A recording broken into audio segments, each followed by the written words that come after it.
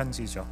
지난주에 우리가 살펴본 것처럼 갈라디아 지역에 사도 바울이 복음을 전하고 그곳에 예수 그리스도의 제자들이 세워지고 또 장로들이 세워지고 교회들이 세워지는 놀라운 일들이 일어났습니다. 바울이 기쁜 마음을 가지고 자신을 파송했던 안디옥 교회로 돌아와서 성도들과 그 은혜를 나누죠. 그러나 얼마 지나지 않아서 바로 이 갈라디아 지역에 심각한 문제가 생겼다. 갈라디아 지역의 교회들이 어려움을 겪고 있다. 성도들이 큰 미혹을 당하고 있다 하는 이야기를 사도 바울이 듣게 됩니다. 그리고 나서 이제 쓴 것이 이 갈라디아서다라고 말씀을 드렸죠. 갈라디아서는 전체가 6장으로 되어 있습니다. 여러분이 저희가 갈라디아서 말씀을 계속 보고 있기 때문에 시간이 되시면 한 자리에 앉으셔서 처음부터 이제 끝까지 쭉 반복해서 좀 읽어보시면 갈라디아서 전체 메시지를 이해하시는 데 도움이 될 것 같습니다. 특히 갈라디아서 6장은 이제 2장씩 이렇게 구분을 할 수가 있어요. 처음 2장은 1장과 2장은 사도 바울의 자기 자신에 대한 이야기입니다. 그러니까 일종의 자서전과 같은 이야기를 간략하게 2장에 걸쳐서 다루고요. 그다음에 3장과 4장에서는 사도 바울이 이제 신학적인 문제를 이야기를 합니다. 그리고 5장과 6장에는 늘 그렇듯이 이제 이 신학적인 문제와 연결된 실제 우리의 삶에 있어서의 윤리에 대한 부분을 이야기를 합니다.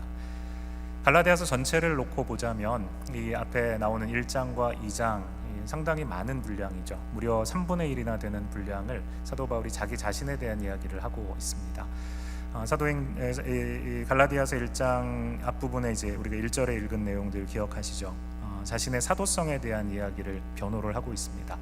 다른 서신서들에서도 사도 바울은 자신이 하나님의 뜻으로 사도됐다라는 이야기를 반복해서 하고 있지만 특별히 갈라디아서에서는 2장에 걸쳐서 이 자신의 사도됨에 대한 이야기를 계속해서 해요. 1절에 보면 사람들에게서 난 것도 아니요 사람으로 말미암은 것도 아니요 오직 예수 그리스도와 그를 죽은 자 가운데서 살리신 하나님 아버지로 말미암아 사도된 바울은 이라고 자신을 소개합니다.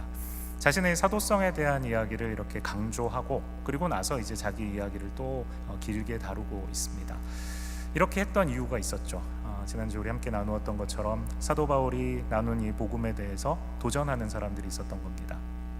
사도 바울이 어떤 사람인가 우리가 생각할 때 사도 바울은 다른 사도들처럼 예수 그리스도께서 공생애를 지내실 때 이 땅 가운데 함께 예수님의 제자로 따라다녔던 사람은 아니었습니다. 사도 바울은 나중에 다메섹으로 가는 길에 부활하신 예수님을 만남으로써 예수 그리스도의 사도가 된 사람이죠. 그래서 이 갈라디아 지역을 찾아온 사람들이 이 갈라디아 교인들에게 가서 사도 바울의 이 사도성에 대한 공격을 합니다. 사도 바울은 너희가 생각하는 것처럼 그리고 바울 자신이 자기 자신에 대해서 사도라고 주장하는 것과는 좀 다르다. 바울은 다른 사도들하고는 다르지 않느냐. 그러니까 아무리 좋게 봐줘도 2류 혹은 3류 정도 되는 사도에 지나지 않는다. 다른 사도들과 같은 레벨로 보면 안 된다라고 얘기를 하죠. 그러니까 이 사도 바울의 사도성을 도전을 하고 나니까 바울의 이 사도성이 이제 이 바울이 이 두 번째 이 열등한 사도다라는 이 프레임 속에다가 사도 바울을 딱 가두고 나니까 그 다음에 어떻게 되나 하면 이 열등한 사도가 말하는 이 복음 가르친 이 말씀은 그것도 당연히 다른 복음하고는 다르다라는 것이죠. 부족하고 모자라고 그리고 무엇인가 완전하지 않은 것이다라는 것을 이야기를 하게 되는 것입니다. 그래서 사도 바울이 이 갈라디아에 편지를 보내면서 이미 그곳에서 성도들을 만나고 이야기하면서 자기 이야기를 얼마나 많이 했겠습니까? 내가 어떻게 예수님을 만났는지 아느냐? 나를 만나주신 예수님이 나에게 어떤 말씀을 하셨는지 아느냐? 그리고 그 예수님을 만나고 내가 어떤 삶을 보냈는지 무엇을 배웠는지 너희가 아느냐? 얘기하면서 충분히 많은 시간을 사도 바울은 이 갈라디아 성도들에게 자신의 이야기를 해왔을 것입니다. 그런데 그 이야기를 또 하고 있는 것입니다. 그리고 또 강조해서 이야기를 해요. 심지어 갈라디아서 1장 20절에는 자기에 대한 이야기를 쭉 하고 자기가 어떻게 이 복음을 배웠는가를 얘기를 하고 난 다음에 이렇게 얘기합니다. 20절에 보라 내가 너희에게 쓰는 것은 하나님 앞에서 거짓말이 아니로다 라고 얘기합니다. 이 앞절과 뒷절 그러니까 19절과 21절의 내용을 이렇게 보면 이 20절 말씀은 사실 빠져도 아무 상관이 없습니다. 19절에서 21절로 그냥 연결시켜 줄 수 있는 부분인데 사도 바울이 이 편지를 자기가 직접 썼든 아니면 구술했든 간에 이 편지를 이렇게 써 내려가고 있는 중에 갈라디아 교인들을 생각하면서 편지를 써 내려가고 있는 중에 마음속에 이게 울컥한 겁니다. 보라 라는 말이 답답한 겁니다. 보라 내가 너희에게 쓰는 이것은 하나님 앞에서 내가 거짓말하고 있는 것이 아니다 라고 얘기하는 것이죠. 사도 바울의 이 사도성에 대해서 많은 공격을 당했고 거기에 대해서 어쩔 수 없이 이렇게 변호해야 되는 상황 앞에서 사도 바울은 이 이야기를 지금 안타까운 마음 가운데 하고 있는 것입니다. 다시 한번 사도 바울이 왜 이렇게까지 자신이 하고 있는 말이 진실이라는 것을 주장하고 있는가? 그것은 사도 바울의 이 사도성이 무너지게 되면 바로 바울이 전한 복음 자체가 무너지기 때문에 그렇다라는 것입니다. 그래서 바울은 힘써서 이것을 강조합니다.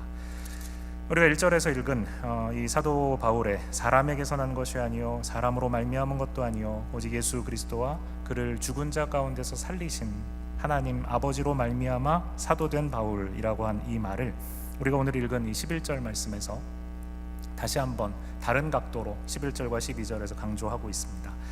바울은 세 가지 면에서 자신이 받은 이 복음, 자신이 이 갈라디아 교인들에게 또 전하여 준 이 복음이 사람에게서부터 비롯된 것이 아니라고 강조합니다. 이렇게 얘기하죠. 11절에 보면 형제들아 내가 너희에게 알게 하노니 내가 전한 복음은, 갈라디아 교인들에게 전했던 바로 그 복음은 무엇을 따라 된 것이 아닙니까? 사람의 뜻을 따라 된 것이 아닙니다. 사람에게서 비롯된 것이 아니라는 것이죠. 이어서 12절 말씀을 보면 이는 내가 사람에게서 받은 것이 아니다 라고 말합니다. 또 사람에게서 배운 것도 아니다 라고 이야기를 하고 있습니다. 사람들이 그렇게 얘기를 하는 것이죠. 사도 바울이 전한 복음, 그것은 별거 아니라고. 그것은 사도 바울이 사도들에게 가서 사도들에게서 배운 내용이라고. 그러니까 사도 바울은 예수님께 직접 배운 것이 아니고 사도들이 가르친 내용을 그냥 전달한 과정에서 자기가 가지고 있었던 것을 거기에다 혼합시켜가지고 그것을 가르쳤다라고 이야기를 하고 있습니다. 그래서 미국의 유명한 토마스 제퍼슨 같은 경우도 이런 이야기를 합니다. 사도 바울은 예수 그리스도의 말씀, 예수 그리스도의 복음을 변질시킨 제일 첫 번째 사람이다 라고까지 얘기를 한 적이 있습니다. 그래서 사도 바울이 그때나 지금이나 이런 공격을 당하고 있었던 것이죠. 사도 바울은 자신의 예수 그리스도께 직접 배운 것이 아니라 전해 들은 복음 혹은 다른 사도들이나 다른 사람들에게서 받은 복음을, 내용을 그냥 자기 나름대로 각색해서 전한 것에 지나지 않는다라는 주장. 사도 바울은 삼중 부정을 통해서 그것이 아니라고 얘기를 합니다. 사람에게서 비롯된 것이 아닙니다. 내가 여러분에게 전한 것은 사람에게서 받은 것도 아닙니다. 또 다른 사도들, 다른 사람들, 사람에게서 배운 것도 아닙니다. 그러면 무엇입니까? 그러면 그것은 오직 예수 그리스도의 계시로 말미암은 것입니다 라고 얘기합니다. 예수 그리스도의 계시로 말미암은 것이다. 그것은 무슨 의미일까요? 세 번역에서는 오직 예수 그리스도의 나타나심으로 받은 것입니다 라고 얘기합니다. 예수 그리스도의 나타나심, 바로 다메섹에서 예수 그리스도께 나타나셨던 부활하신 예수 그리스도, 그분이 나타나셔서 그에게 직접 예수 그리스도의 그 복음을 깨닫게 해주셨다라는 것이죠. 사도 바울이 받은 복음은 결코 사람에게서부터 비롯된 것이 아니라는 것입니다. 여러분, 그 엠마오 마을로 돌아가던 두 제자를 여러분 생각하십니까? 기억하십니까? 예수님이 부활하신 이후에 그들은 예수님이 부활하셨다는 소식을 알지 못한 채 낭망해서 자신들의 아마 고향이었던 이 엠마오로 가고 있었던 것 같아요. 그때 어떤 사람이 그들과 함께 동행합니다. 같이 길을 걸어가요. 그러면서 그 사람들이 얘기를 합니다. 당신 이 얘기하는 소리를 듣고 예수님 물어보시죠. 무슨 일이냐라고 물어보시니까 당신들은 예루살렘에서 어떤 일이 일어났는지 당신은 알지 못합니까? 그러면서 예수님의 죽으심에 대한 이야기를 하게 되죠. 그래서 예수님이 성경에서부터 시작해서 구약 말씀을 하나하나 읽고 또 그 말씀을 풀어서 설명해 주시자 엠마오 마을로 가던 이 제자들, 예수님이 함께 계시지만 그 예수님을 깨닫지 못한 사람들의 눈이 열리게 됩니다. 하나님의 말씀을 찾아서 그 말씀 하나하나가 예수 그리스도 자신에 대한 것이다 라는 것을 밝히 알려주게 되자 그들의 마음이 뜨거워집니다. 그리고 눈이 열려서 예수 그리스도를 알아보게 되는 것이죠. 사도 바울에게 바로 이와 같은 일이 일어난 것입니다. 바울이 배우고 공부했던 그 하나님의 말씀, 구약의 모든 지식들이 예수 그리스도를 만나고 예수 그리스도를 통하여서 완전히 새로워지면서 주 예수 그리스도의 은혜로 말미암아 그리스도를 알게 되는, 그 복음을 발견하게 되는 일이 일어난 것이죠. 그러므로 이것은 사람에게서 비롯된 것이 아니고 사람에게 받은 것도 아니고 사람에게 배운 것도 아니고 오직 예수 그리스도의 나타나심으로 말미암아 예수 그리스도께서 나에게 나타나심으로 말미암아 된 것이다 라고 사도 바울은 이야기하고 있는 것입니다. 제가 예레미야 선지서를 읽으면서 사도 바울의 부르심과 예레미야 선지자의 부르심이 굉장히 비슷하다라는 생각을 하게 됐습니다. 아마 사도 바울이 자기 자신의 부르심을 이 예레미야 선지자의 부르심과 연결해서 이해하지 않았나 하는 생각도 들어요. 구약 성경을 읽어보면 하나님께서 선지자들을 이렇게 부르시는 장면들을 보죠. 이사야 선지자도 아주 특별한 방법으로 부르셨는데 예레미야 선지자에게도 하나님께서 직접 나타나셔서 그를 부르십니다. 예레미야서 1장 4절에서 8절 말씀을 보면 이렇게 기록하고 있습니다. 예레미야 선지자가 직접 기록합니다. 주님께서 나에게 말씀하셨습니다. 주님께서 예레미야 선지자에게 이렇게 말씀하십니다. 내가 너를 모태에서 짓기도 전에 너를 선택했고 내가 태어나기도 전에 너를 거룩하게 구별해서 문 민족에게 보낼 예언자로 세웠다. 모태에서 짓기도 전에 하나님께서 그를 선택해 주셨다. 또 태어나기도 전에 거룩하게 이미 구별했다는 것입니다. 그리고 뭇 백성에게, 모든 열방에게 보내기 위해서, 모든 열방에게 전파하기 위한 예언자로 세우셨다라는 것입니다. 그러자 예레미야가 이렇게 얘기합니다. 아닙니다, 주 하나님, 저는 말을 잘할 줄 모릅니다. 저는 아직 너무나 어립니다. 그래서 주님께서 말씀하십니다. 너는 아직 너무나 어리다고 말하지 말아라. 내가 너를 누구에게 보내든지 너는 그에게로 가고 내가 너에게 무슨 명을 내리든지 너는 그대로 말해라. 너는 사람들을 두려워하지 말아라. 내가 늘 너와 함께 있으면서 보호해 주겠다. 나 주의 말이다. 말씀하십니다. 사도 바울을 부르신 것과 예레미야를 부르신 것이 굉장히 비슷하죠. 하나님께서 사도 바울을 택하실 때도 하나님의 은혜로 택하셨다. 내가 모태에 있을 때 주님께서 나를 택정하셨다. 그리고 열방에게, 이방에게 복음을 전하기 위해서 나를 택해 주셨다라고 사도 바울이 이야기하는 것처럼 예레미야도 마찬가지로 뭇 열방에, 온 열방에 주님의 복음을 전하기 위해서 태어나기도 전에 그를 부르시고 모태에서부터 그를 거룩하게 만드셨다라는 것입니다. 그뿐 아닙니다. 사도 바울이 내가 받은 복음이 사람에게서 받은 것이 아니고 오직 예수 그리스도께 받은 것이다 라고 고백한 것처럼 예레미야도 똑같습니다. 예레미야에게는 하나님이 직접 나타나십니다. 그리고 나서 이렇게 직접 말씀을 그 입에 넣어 주십니다. 예레미야 1장 9절에서 10절 말씀을 보면 이렇게 돼 있어요.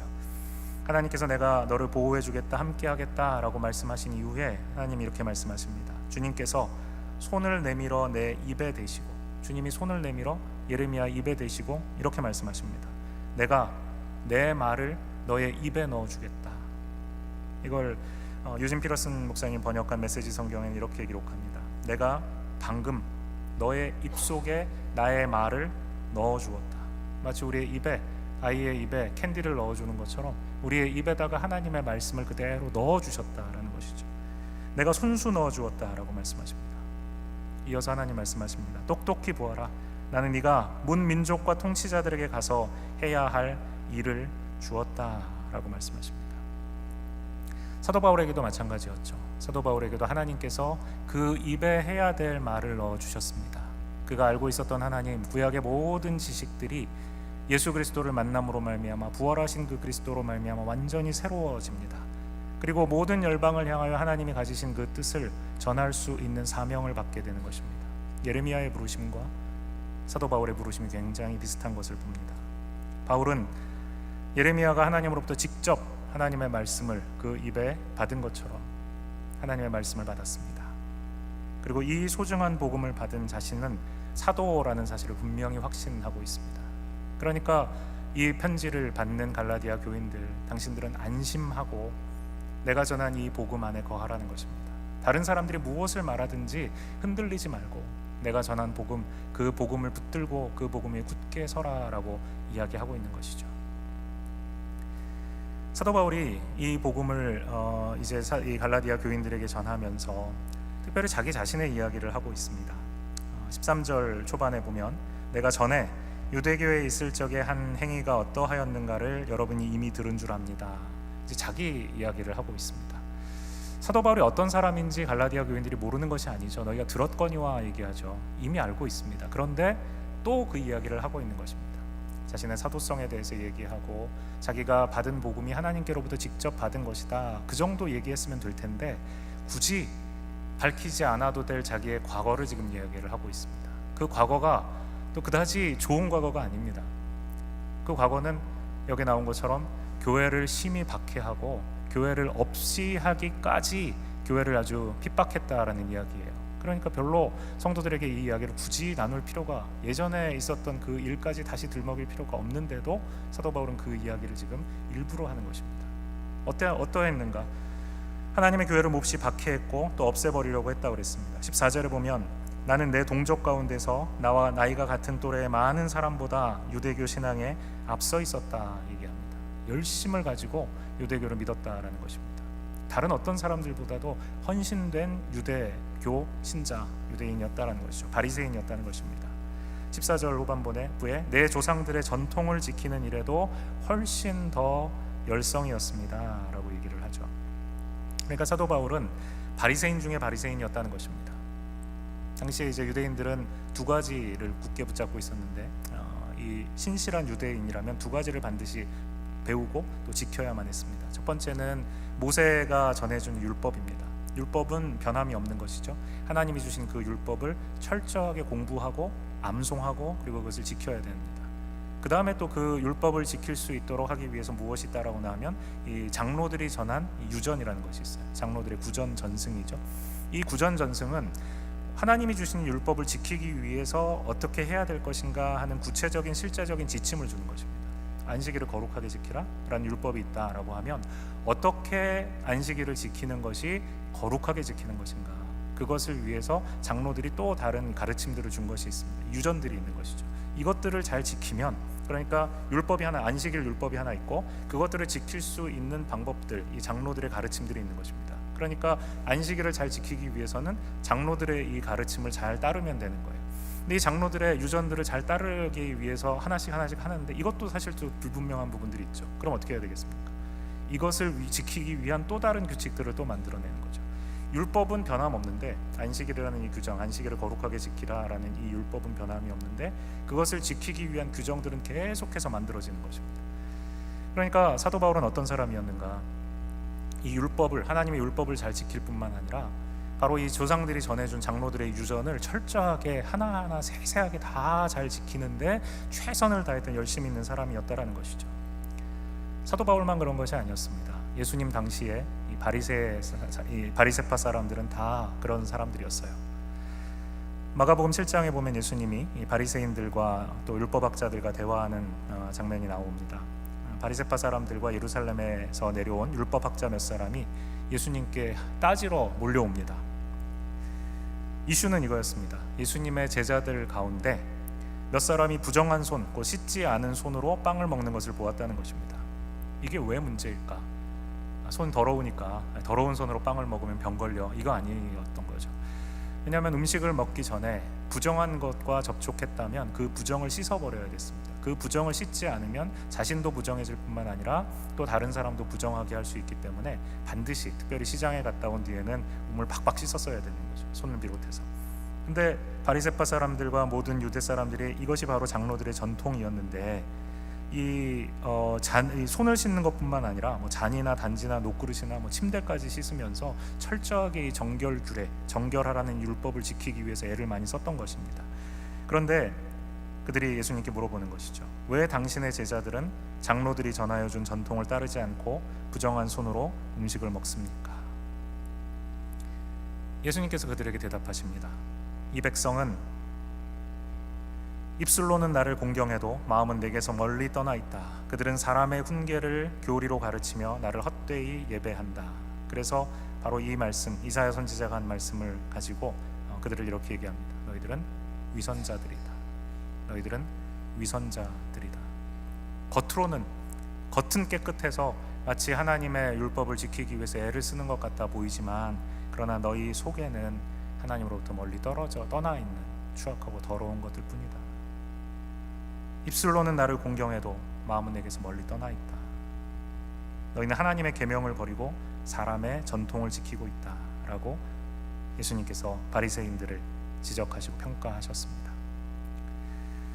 바리새인들의 이 신앙을 여러분 한마디로 말하면 어떤 신앙이라고 말할 수 있을까요?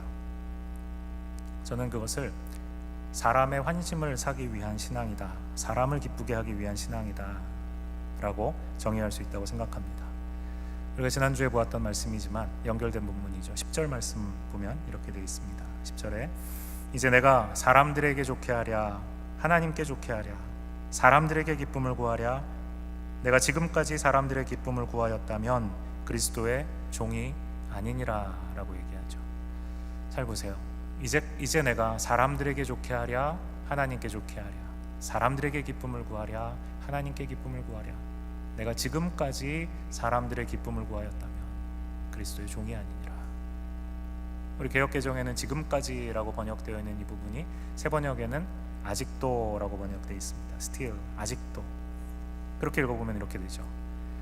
내가 사람들에게 좋게 하랴 하나님께 좋게 하랴 사람들에게 기쁨을 구하랴 내가 아직까지도 사람들의 기쁨을 구하고 있다면 그리스도의 종이 아니니라. 아직까지도 사람들의 기쁨을 구하고 있다면 이전에는 어떻게 했다는 것입니까? 이전에는 사람들의 기쁨을 구하는 일을 하고 있었다는 것이죠. 사람들의 기쁨을 구하는 일이라는 무엇입니까? 사람들의 눈을 의식하는 신앙생활이죠. 사람들의 눈을 의식하는 신앙생활.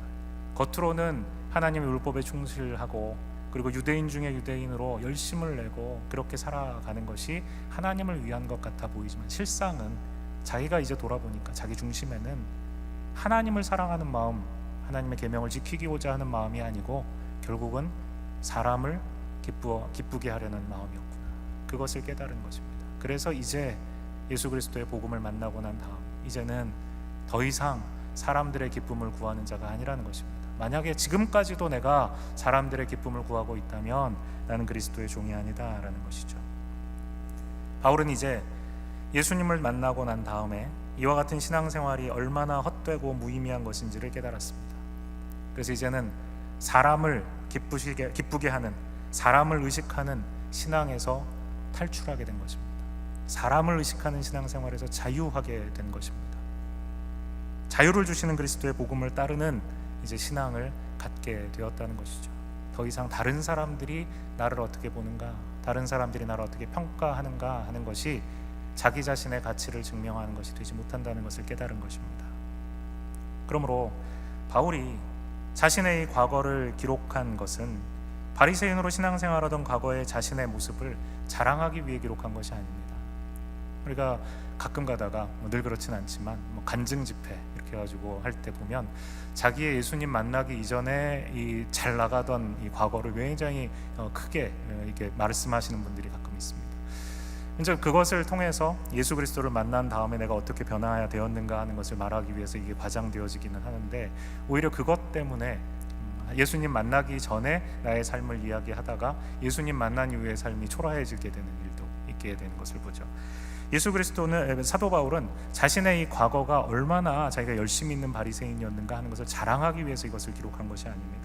오히려 과거에 자신을 묻고 있던 이 유대주의가 자기를 어떻게 속박했는가 하는 것을 보여주기 위해서 기록한 것입니다. 내가 얼마나 하나님 중심의 신앙생활을 한 것이 아니고 사람을 의식하고 사람을 기뻐하는 신앙생활을 하고 있었는가, 그것을 말하기 위해서 이것을 기록하고 있는 것이죠. 그래서 아직까지도 이렇게 사람을 기쁘게 하기 위해서, 사람에게 보여주기 위해서 자기 만족적인 신앙생활을 하고 있는 사람들에게 나와 같은 삶을 살면 안 된다라고 말을 하고 있는 것입니다. 여러분, 바울이 과거의 이와 같은 자기의 모습을 공개하고 이 부끄러운 과거를 이야기하는 것이 바울이 복음을 전하는데 어떤 도움이 될까요? 도움이 안 될 부분도 굉장히 많다고 생각합니다. 어떤 부분이 그럴까요? 바울이 이렇게 열심을 내고 믿는 사람들을 핍박하고 또 예수님 믿는 사람들을 잡아다가 끌고 가고 예루살렘까지 끌고 가고 이런 핍박, 교회를 없애버리기 위해서, 박살내기 위해서 애썼던 이런 모습을 직접 경험했던 사람들이 만약에 이 바울의 이야기를 듣는다면 어땠을까요? 아마 굉장히 섬뜩했을 것 같습니다. 바울이라는 이 사람이 어떤 사람이었는지 우리가 사도행전을 보고 갈라디아서를 보면 알 수 있잖아요. 사람들이 두려워했습니다. 예수 믿는 사람들이. 이 바울이라는 사람, 이 사울이라는 사람이 얼마나 잔인한 사람인지 우리들을 다 잡아가는 사람들이에요. 만약 여러분 주위에 여러분의 부모님이 혹은 자녀들이 혹은 여러분 함께 신앙생활하고 있었던 형제 자매가 바로 이 사울이라는 이 청년한테 잡혀서 핍박받고 예루살렘 끌려가가지고 감옥에 갇히고 이 사람 핍박 때문에 교회가 문을 닫고 이런 일들이 일어나게 된다라고 생각한다면 사울의 이야기, 바울의 이야기를 우리가 그냥 편안하게 듣기는 힘들 것입니다. 오히려 과거의 이와 같은 이야기를 들을 때 더 마음이 움츠러들고 복음을 거부하는 일을 낳게 될 수도 있는 것이죠. 걸림돌이 될 수 있었단 말입니다. 성도들은 물론이고 사도들조차 이 바울이 회심했다라는 이야기를 잘 믿지 않았던 거죠. 그래서 사도 바울이 회심한 후에 3년이나 시간을 보내고 그리고 나서 이제 예루살렘에 올라가서 사도들을 만나려고 했을 때 베드로 외에는 다른 사도들을 만나지 못합니다. 야고보, 예수님의 형제인 야고보를 만난 것 외에는 다른 사도들을 만나지 못해요. 성도들도 다 피하고 바로 이 바울 3년이 지났음에도 불구하고 이 바울을 사도들조차도 피하고 교제를 꺼리고 있었던 것입니다. 왜요? 믿을 수가 없기 때문에. 과거에 사도 바울이 이 행적을 알고 있는 사람들은 사울이 그와 같이 변했다라는 사실을 도저히 믿을 수가 없었기 때문에, 그리고 속이려고 하는 것이 아닐까 생각했기 때문에 두려워서 그와 교제를 하지 않으려고 했던 것입니다. 그런데 사도 바울은 굳이 그 이야기를 해요. 내가 과거 이런 사람이었다. 그리고 어쩌면 자기 자신밖에 모를 수 있는 자기 내면의 이야기, 내가 하나님을 기쁘시게 하기 위해서 하나님을 위한 열심으로 이와 같은 일들을 한 것이 아니고 사람을 기쁘게 하기 위해서, 사람에게 만족을 주기 위해서, 사람에게 잘 보이기 위해서 내가 지금까지 이런 신앙생활을 했다라는 이야기를 굳이 합니다. 왜 그럴까요? 사도가 된 바울, 복음을 전하는 이 바울은 지금 현재 부르심 받은 자기의 모습만이 바울 자신이 아니고 과거의 그 모습, 과거의 그 연약했던 모습, 과거의 그 악랄했던 모습, 과거에 그 하나님이 기뻐하시지 않고 사람 기뻐하기 위해 신앙생활했던 그 모습 전체를 다 포함해서 지금 그 자신의 모습, 바로 그것이 자기 바울이라는 사실을 알고 있었기 때문입니다. 내가 변화받기 전에 나의 모습조차도 바로 하나님이 나를 택하셔서 하나님의 사도로 삼기 그 이전에 나의 부끄러운 모습까지도, 나의 연약한 모습까지도 다 하나님이 나를 만들어 가시는 과정이었다라는 것을 말하고 있는 것입니다. 15절과 16절에 사도 바울이 그래서 이렇게 얘기하죠. 그러나 이런 모습들을 다 얘기하고 난 뒤에, 그러나 내 어머니의 태로부터 나를 따로 세우시고 은혜로 나를 불러주신 하나님께서 그 아들을 이방 사람에게 전하게 하시려고 그를 나에게 기꺼이 나타내 보이셨습니다. 하나님이 자기를 지으셨다는 것입니다. 하나님이 자신을 부르셨다는 것입니다. 그리고 하나님이 모든 열방에게, 이방에게 이 아들을 전하기 위해서 자기를 보내셨다라는 것입니다. 그러므로 나 된 것은 오직 하나님의 은혜다라고 고백합니다. 여러분, 우리에게도 이 고백이 있기를 하나님은 원하십니다.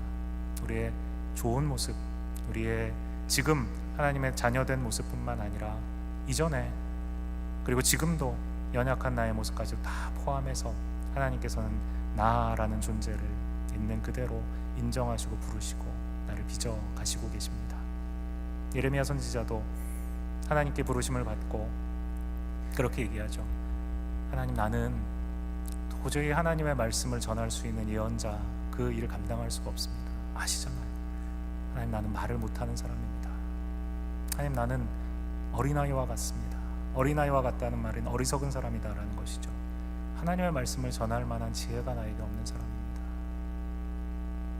사도 바울이 자신의 부끄러웠던 과거를 고백하는 것이나 예레미야가 자신의 지금 현재의 모습이 하나님 말씀 전하는데 얼마나 부적합한가 하는 것을 말하는 것이 똑같습니다.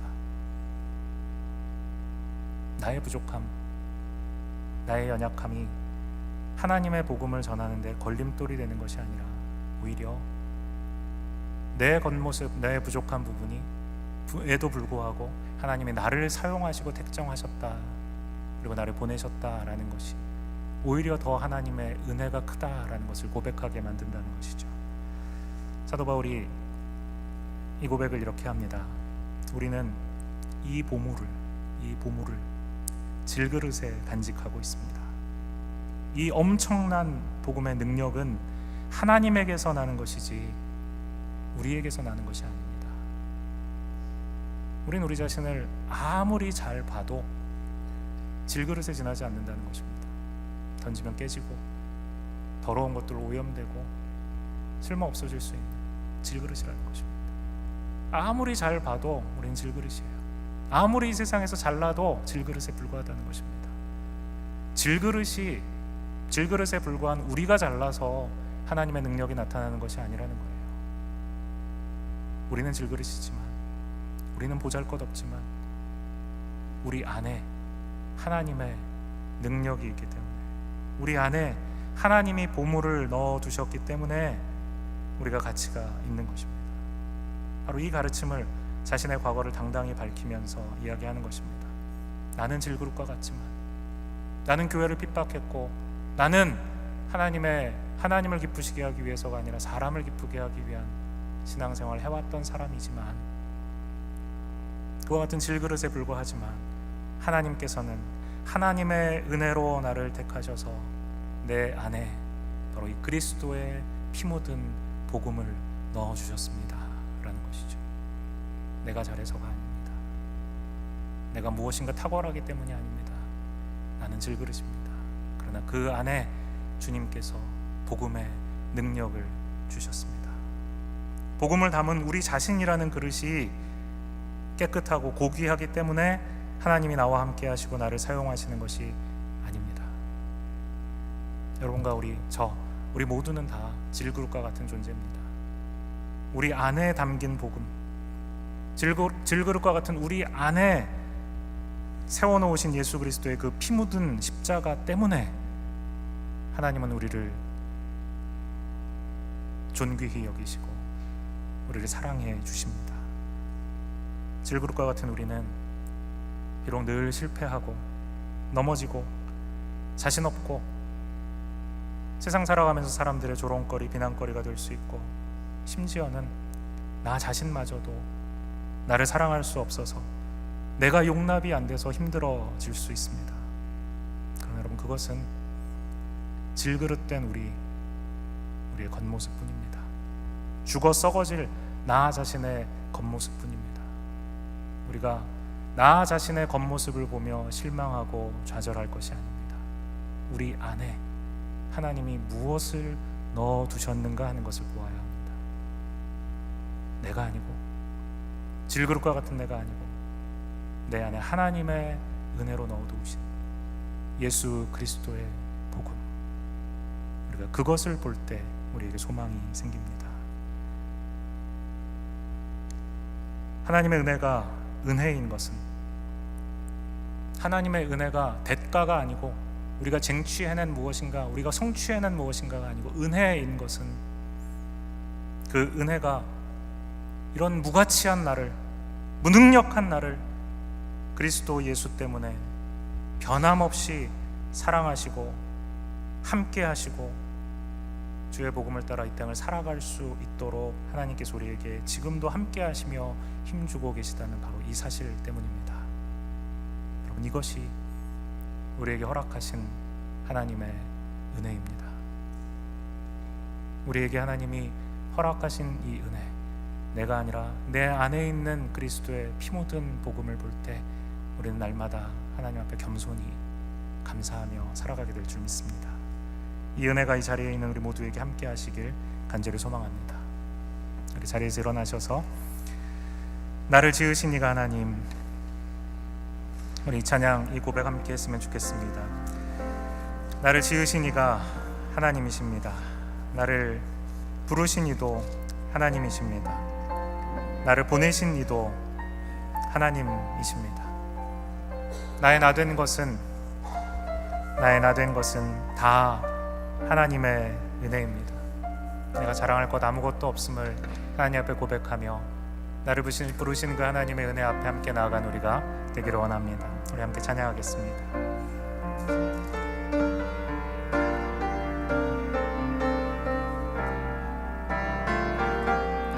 나를 지으신 이가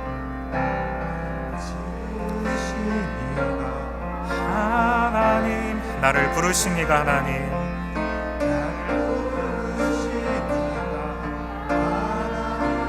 나를 보내신 이도 하나님, 나를 보내신 이도 하나님, 나의 나 된 것은 다 하나님의 은혜라, 나의 나 된 것은 다 하나님 달려갈 길 달려갈 길 다하도록 나의 마지막 호흡 다하도록 나로 그 십자가 품게 하시니 나의 나 된 것은 다 하나님 은혜라. 한량없는 은혜 한량없는 은혜 갚을 길 없는 은혜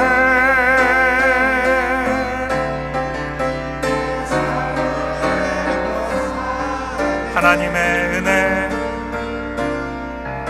하나님의 은혜 주저함 없이 땅을 밟는 도 나를 붙드시는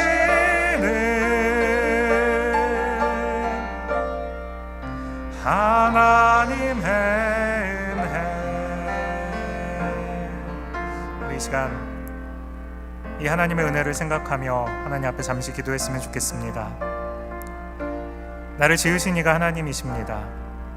나를 부르신 이도 하나님이십니다. 그리고 나에게 하루하루 살아갈 이유를 주시는, 그렇게 나를 이 세상으로 보내신 분도 하나님이십니다. 나의 나된 것은 다 하나님의 은혜입니다.